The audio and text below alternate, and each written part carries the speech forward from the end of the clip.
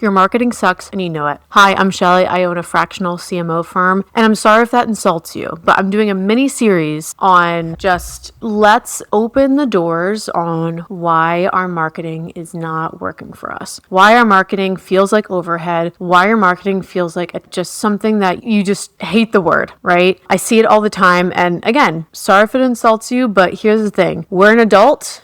We are all adults and we can talk to each other as business owners or what have you in a way that is actually going to make a difference in your business and not just coddle each other, because that's not how life works. So welcome to this mini series. This is Unearth with Shelly Hughes. I'm Shelly Hughes. In this podcast, I talk about the good, the bad, and the ugly of business. I talk about what it takes to grow a profitable, passionate brand and really a company of your dreams. So by the end of this, I want you to know if your marketing is actually working and ideally what to do in the next 90 days if it doesn't. Think about this. You're a founder. You're a business leader. You are doom scrolling your own brand at 10 p.m., as we all do. You haven't had a lot of time to support the people that are running your marketing. It's always on the end of your to-do list, whether it's approvals or strategy or whatever. It's always at the end of your to-do list. And you realize you haven't given it the attention that it deserves. It's very frustrating. So you're doom scrolling your own brand and everything looks fine, right? It's decent graphics, professional LinkedIn posts, and feedback from your team that they are busy. So marketing is happening, but you still can't answer, is any of this actually working? And my thesis to you is that your marketing sucks because no one is truly leading it. And here I want to explain, what does sucky marketing look like? You might not be able to describe it, but you know it when you see it. Why sometimes that's good news, and then ideally a 90-day plan on where to go from here. Let's talk about the moment it sucks. It's when revenue is growing in spite of marketing, not because of it. Maybe sales and referrals really carry the weight. And here's the thing. I truly believe there was a sales guy one day that put sales in front of marketing when we talk about sales and marketing, when really it needs to be marketing and sales. They need to communicate with each other and they need to work with each other and educate each other with insights from both parties to make it work. But marketing always has to come first, because that's how you are able to build that relationship and that initial connection that a lot of sales strategies will never be able to do because it's such a bad taste in people's mouth. You know your marketing sucks when you can't tie any channel to real pipeline growth. If a platform disappeared tomorrow, you couldn't really quantify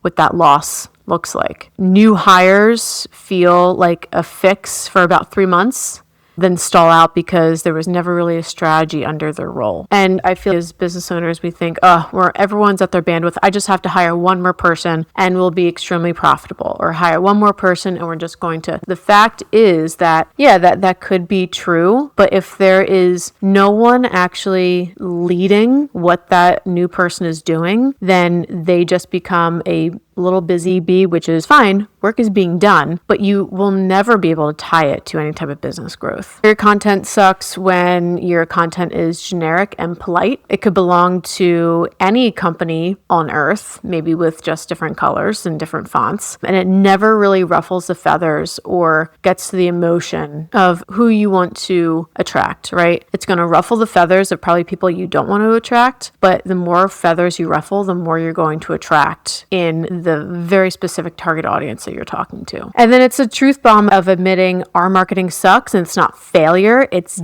data. And then it goes into extreme ownership, which is one of our deep held core values. So I want to give an example of what this could look like in this mini series. In our company, we are a fractional CMO firm, but many times we have clients who are lacking a skill set or what have you in actual execution of the marketing. And that's where the agency side of our business comes in. And now the clients we're working with, they understand the importance of it, especially when there is truly a fractional CMO leader in place. But for many potential clients that I worked with early in our business, they would balk at $1,000 a month for social media. And I'm here to tell you, if you are paying $500 a month for a social media manager freelance, all you're paying for is insanely expensive wallpaper. And so this is an example of your marketing sucks. Let me explain it to you. The bigger problem here is the whole decoration around marketing. Marketing is not a graphic designer's job, okay? You hire social media posters, you hire ad runners, designers, you hire copywriters, and it's all layered on top of a missing strategy. And that's not marketing, because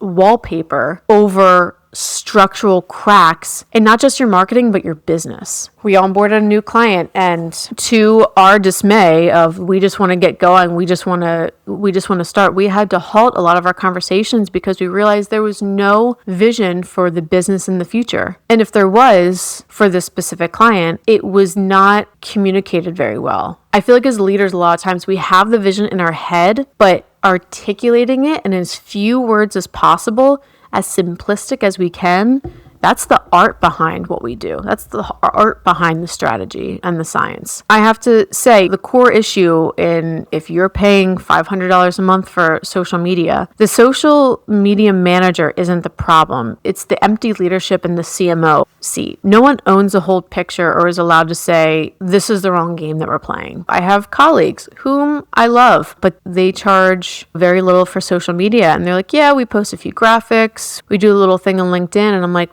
how are you showing any type of business ROI with that? And business ROI isn't necessarily leads all the time. It could be, hey, we're launching a new product. We just need as much brand awareness. Or for one of our clients, it's recruitment. Recruitment is a big ROI focus for them. And so with that, we have a completely different strategy. But doing a $500 a month social media contract is simply checking off marketing boxes. Like I said, it's just really expensive wallpaper, and you are wasting $500 a month because it's really not doing anything for you. I'm not saying that social media should be your specific business's full investment in marketing. Some businesses don't care about social media. They shouldn't, because that's not what the buyer relationship looks like. So I'm just giving this as an example to set this up. There's a hidden belief in a lot of founders, and I hear this a lot, that when we have to cut budgets, a lot of times marketing is just a line item that we can cut, which obviously I'm a business owner. If you guys saw my last episode, I understand stress in business and having to make decisions and things like that. And it shows up. And what that looks like sometimes, not now, but in the past, is nickel and diming your marketing. It's asking for endless quick favors from your agency. It's negotiating every proposal down. And again, you have to do what you have to do, but marketing is not decoration. It has to be distribution and the structure of everything you do. We just had a client, we're doing fractional CMO work right now. We were talking about brand. And to us, brand is the gut feeling you have about the company. And that can be from a vendor, it can be from a client,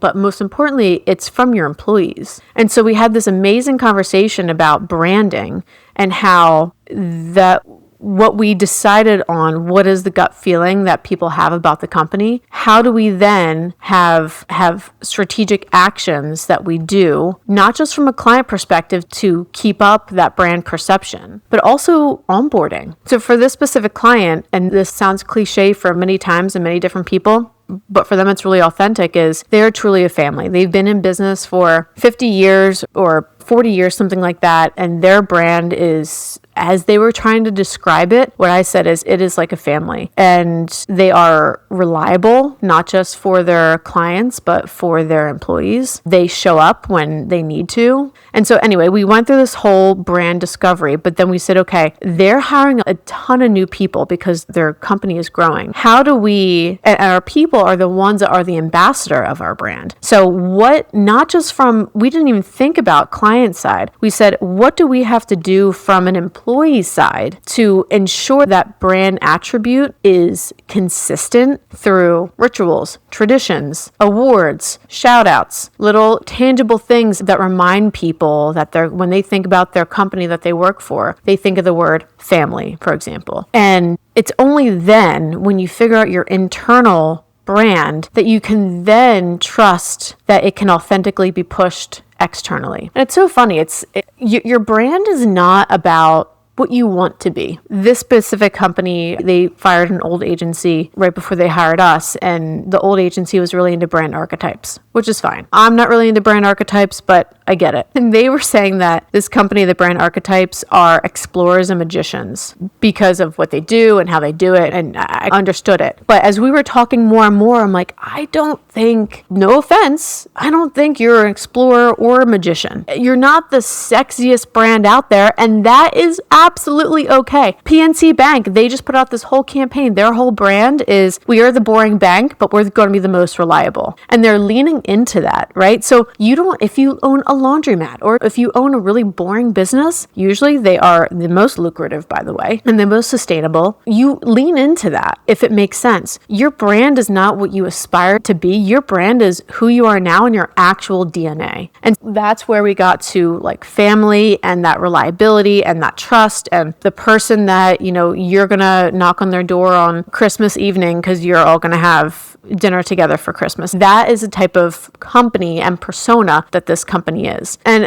I'm going a little bit off script here a little bit, but my point is that marketing can't just be the decoration. It has to be the foundation of what you do, not just from externally in distribution, but internally and your company culture. Your company culture is your brand. Your company culture and your external brand cannot be separate. They have to be one and the same, or else it's going to come off, like I said, incredibly inauthentic. It's how your mission actually leaves your head and enters the market. That is the basis of how we walk our clients through this exercise. So a lot of times, I'm sure many people are frustrated with marketing because they feel like they're under-resourced, which turns into underperformance. And you say, see, marketing doesn't work, right? And maybe you might hire someone, but they aren't doing what they need to do. And that whole cycle is just a self-fulfilling prophecy. And I think a lot of times you try to buy the confidence of someone, you just want to get someone to just handle it,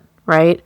Instead of true leadership. And to me, that is more avoidance instead of delegation. And so let's talk about kind of what real marketing leadership looks like. So a true marketing leader knows the business model and in turn may even challenge the business model. Maybe even challenge who exactly you're going after and what that emotional connection looks like. And it's for a recent client, we said, hey, we know that this is your goal to get into this space. Does that really work for what you're trying to do? Is that actually the audience you can serve in the deepest way? And we just had this conversation with this one client that identifies himself as that family brand. And he's, yeah, we do this. I'm like, look, that's great. From a marketing perspective, I always ask the question, what do you want to be known for? And who can you serve in the deepest way? You can serve a lot of different people. But like I said before, if you're everything to everyone, you're nothing to no one. And so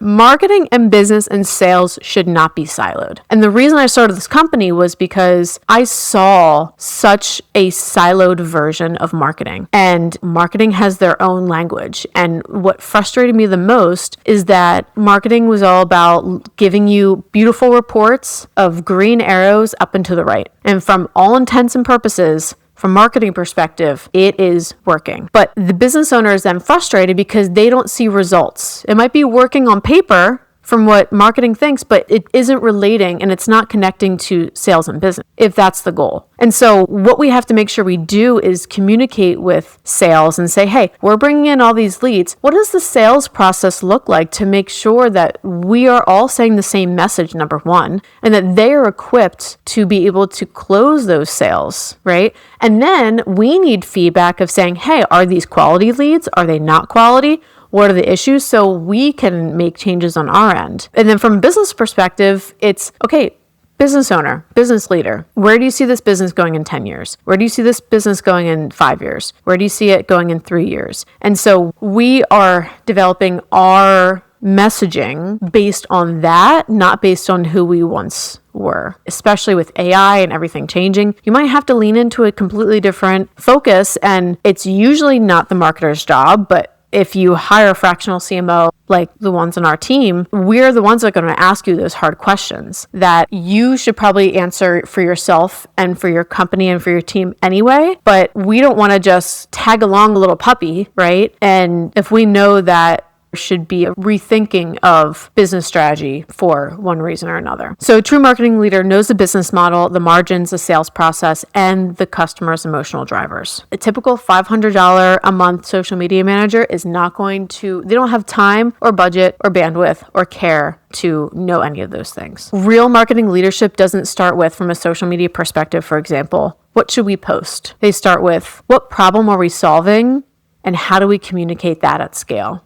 Real marketing leadership, they refuse to hide behind deliverables or scope when the strategy is wrong. They measure impact and not activity. And it's not being passive or compliant of what's already there. It's challenging that status quo. It's being that leader to be able to come in from a third-party perspective and say, hey, you've been doing this from marketing or business perspective for how many years now?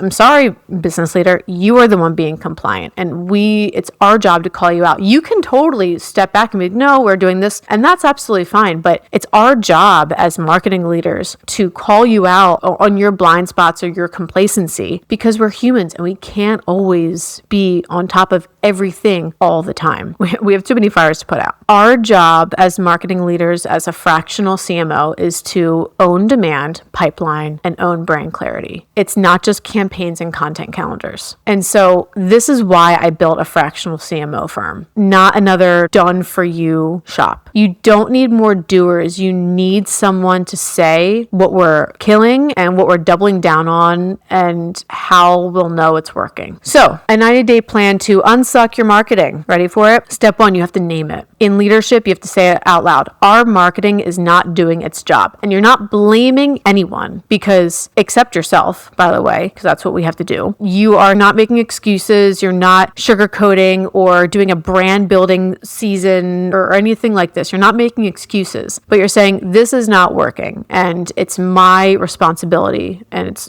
I'm the reason it's not working. 2 is to pick one business goal. Is it to add to your pipeline? Is it to shorten your sales cycle? Is it the percent of deals from inbound or content, etc.? Pick one business goal and not 12. And again, from a content perspective, I always, not just content, but just branding perspective to help focus, I always go through the 5 whys exercise. It's what is the one problem that you solve in one word? What is the one solution that you have and that you can say in one sentence? What is the one audience you can serve in the deepest way? And what is the one platform that will help you reach that audience? And do that all for 1 year. After that year, go for it. And here's the other thing. If people come to you and knock on your door, I am not necessarily saying to accept or reject that offer. I have seen that the companies who are uber focused and exactly who they can serve in the deepest way and say no to everything else, I have seen those companies excel the fastest. However, we're all business owners, right? And so we might, if money is tight, we might do a little thing. We might say, yeah, that's fine. We'll do that for you. But it's just being so focused on your business goal and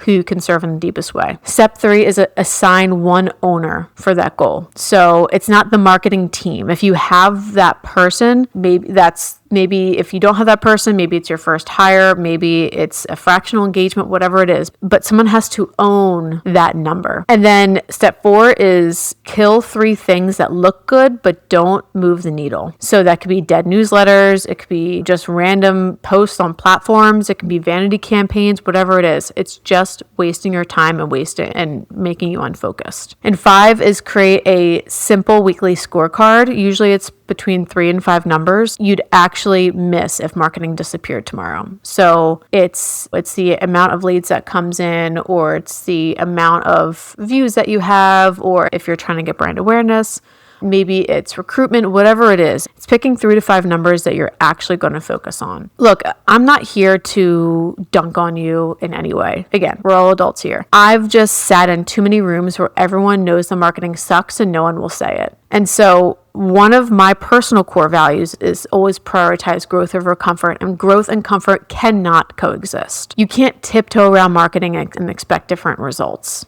Right? You can't be complacent around what you're doing in your marketing and expect different results. You're an adult, you run a real company, it's time you lead your marketing like you lead the rest of your business. And not saying you have to be the one to lead the marketing, but you have to be the one to put someone in charge of that role so they can own it. And before you hire another tactician, essentially, or sign another 12-month retainer, you have to ask yourself, who actually owns the marketing outcome here? Most likely it's not you, right? You're doing a million other things. If the answer is no one, that's the problem. And luckily, that's the one that's easiest to fix. I'm Shelly Hughes. I own a fractional CMO firm. My job is helping founders stop pretending that their marketing is fine and finally building something that works. I appreciate your time. Thank you for joining me on this Unearth with Shelly Hughes podcast. If you like this episode, please rate and review. Send it to all your peeps. Send it to people who you think need to hear it. And I will talk to you next week.